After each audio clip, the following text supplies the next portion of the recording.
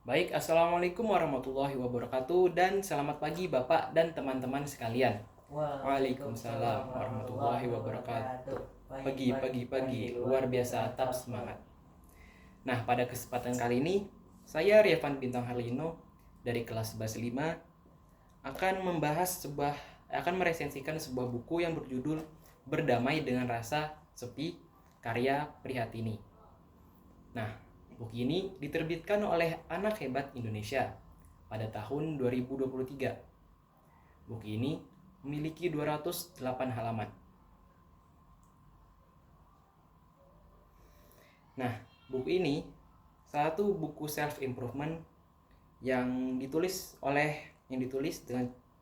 dan isinya sudut pandang seorang penulis mengenai rasa sepi dan bagaimana cara berdamai dengan rasa sepi tersebut. Nah, di buku ini setidaknya ada 8 bab yang membahas tentang cara-cara berdamai dengan rasa sepi dan hal-hal yang berhubungan dengan rasa sepi itu dan solusinya.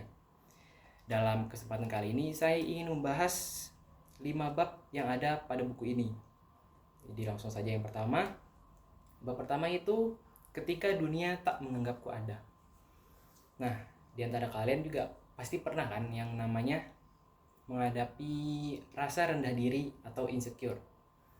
Ada beberapa banyak hal yang dapat menyebabkan rasa tersebut. Salah satunya ya ketika kalian tidak dianggap oleh orang-orang di sekitar kalian. Seperti dalam perkumpulan, kalian merasa tuh kalian tuh kayak diasingkan atau nggak dianggap sama rekan-rekan atau teman-teman kalian. Nah, ada beberapa solusi untuk mengatasi hal tersebut. Salah satunya ya curhat atau berkeluh kesah dengan orang-orang terdekat kita. Ya, itu akan menjadi hal yang beruntung jika kita punya orang yang seperti itu.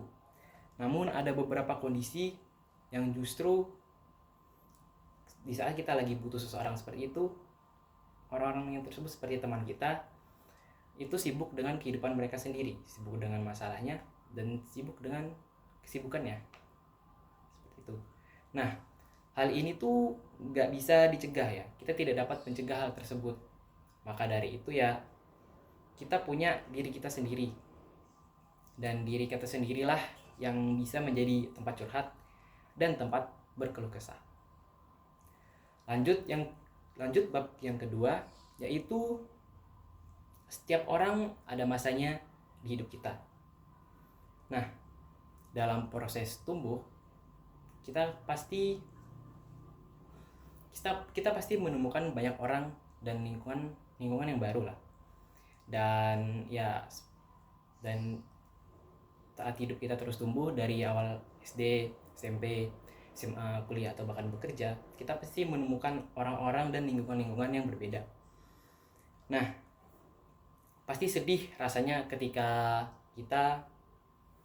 ketika kita ditinggal oleh orang lama dan oleh orang lama dan lingkungan lama. Dan ya kita pasti juga baik menemukan orang-orang baru dan lingkungan baru. Nah, orang-orang baru dan lingkungan baru ini bukan buat untuk menggantikan orang-orang lama dan lingkungan lama ini, melainkan sebagai pergantian peran yang ada dalam hidup kita yang tidak bisa dilakukan sama orang lama.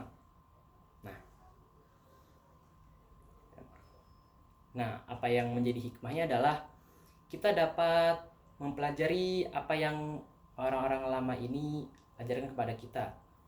Baik atau buruknya, kita dapat bisa mengambil banyak hal dalam hal tersebut untuk hidup kita yang ada di masa depan. Nah, lanjut ke bab 3. Dilanjutkan dengan tumbuh kembang seperti tadi. Dilanjutkan dengan hal bertumbuh seperti tadi. Tentunya hidup kita nggak gitu-gitu aja. Ada yang namanya bertumbuh kan. Dan bertumbuh untuk menjadi dewasa ini merupakan suatu hal yang alamiah bagi kita sebagai seorang manusia.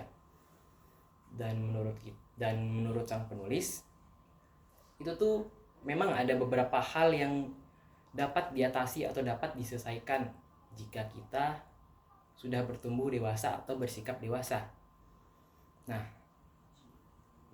namun dalam proses menuju kedewasaan itu pastinya ada hal yang tidak menyenangkan dan tidak membahagiakan tentunya. Dan itu tuh gak apa-apa, karena sesuai dengan judul dari babnya itu, tak pengapa semua berhak bertumbuh. Nah, lanjut ke bab yang keempat, yaitu kamu enggak sendiri. Ya, kita semua di end of the day pasti bakal mengalami yang namanya rasa kesendirian. Nah, pastinya rasa kesendirian ini tentu akan mengganggu hidup kita. Ya, tapi menurut sang penulis, cobalah untuk menikmati rasa kesendirian tersebut. Karena juga di saat kamu merasa sendiri nih, banyak pilihan yang bisa kamu buat dalam hidupmu dalam fase kesendirian ini. Karena ya pada nyatanya hidup merupakan sebuah pilihan. Jadinya dalam proses fase seperti ini, itu tuh kita bisa membuat banyak pilihan yang nantinya tuh baik dan bijak bagi diri kita sendiri. Dan ya, seperti itu. Lanjut ke bab yang kelima atau yang terakhir, yaitu cobalah untuk menerima diri sendiri. Nah, salah satu cara untuk berdamai dengan rasa sepi ialah belajar untuk mengenal atau menerima diri sendiri. Nah, kita tuh kan dalam kehidupan tuh kan pasti dituntut ya untuk mengenal dekat dengan orang-orang di sekitar kita. Namun, kita juga perlu untuk kenal dan menerima diri kita sendiri. Nah, bagi yang belum bisa melakukannya, ada beberapa cara yang dituliskan oleh penulis dalam buku ini. Yaitu yang pertama, menghargai diri sendiri. Yang kedua, mengetahui kelebihan dan kekurangan diri sendiri. Dan yang ketiga, menelaah kemampuan diri sendiri. Yang pertama, menghargai diri sendiri itu dapat membantu kita untuk mengembangkan potensi diri kita sendiri, dan mampu meningkatkan value atau nilai dari diri kita, dan mampu dan dapat menjalani hubungan yang sehat dengan orang lain. Nah, yang selanjutnya adalah kelebihan dan kekurangan. Kita perlu tahu apa yang menjadi kelebihan dan kekurangan dalam diri kita. Karena jika kita tahu kekurangan dalam diri kita, kita dapat memperbaiki dan mengurangi kekurangan tersebut yang dapat diperbaiki. Sementara jika kita mengetahui kelebihan dari diri kita, ya kita punya kesempatan yang maksimal untuk mengerjakan kelebihan tersebut, ya supaya ya value dari diri kita tuh naik, seperti itu. Dan yang terakhir, kita harus tahu atau menelaah kemampuan dari diri kita sendiri. Kita harus tahu bidang apa yang dapat kita kuasai dengan baik, ataupun bidang yang kurang atau tidak dapat kita kuasai dengan baik. Dengan begitu, kita tidak perlu mengejar dengan susah payah hal-hal yang seharusnya itu kita kurang dan tidak dapat kita kuasai.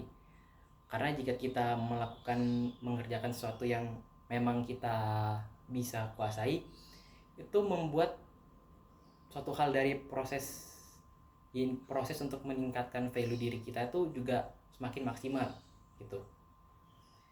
Jadi, dan karena ketiga hal itulah, menurut sang penulis, kita dapat bisa berdamai dengan rasa sepi ini.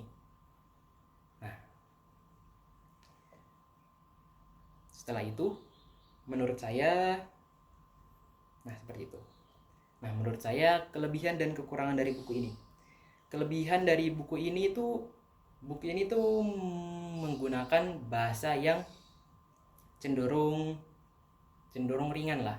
Jadi kayak semua kalangan tuh dapat bisa membacanya, dari yang muda maupun yang tua. Dan buku ini tuh menampilkan gambar-gambar dan quotes-quotes yang menurut saya tuh menarik dan membuat para pembaca tuh tidak merasa bosan. Nah, namun kekurangannya ya dalam gambar-gambar tersebut cenderung hitam putih gitu, nggak berwarna. Ya, dan membuat kayak isinya dalam buku ini tuh cenderung malah kayak hitam putih. gitu. Dan ya mungkin saran saya sih dikasih warna gitu gambar-gambarnya ya, karena buku ini kan berdamai dengan rasa sepi. At least dalam isinya tuh ada isi gambar-gambar yang berwarna gitu daripada hitam putih yang kayak sepi gitu. Dan itu saja resensi dari buku yang saya baca hari ini, yaitu Berdamai dengan Rasa Sepi karya Prihatini. Kurang lebihnya mohon maaf. Wassalamualaikum warahmatullahi wabarakatuh, dan selamat pagi Bapak dan teman-teman sekalian. Waalaikumsalam warahmatullahi wabarakatuh. Pagi luar biasa, tetap semangat.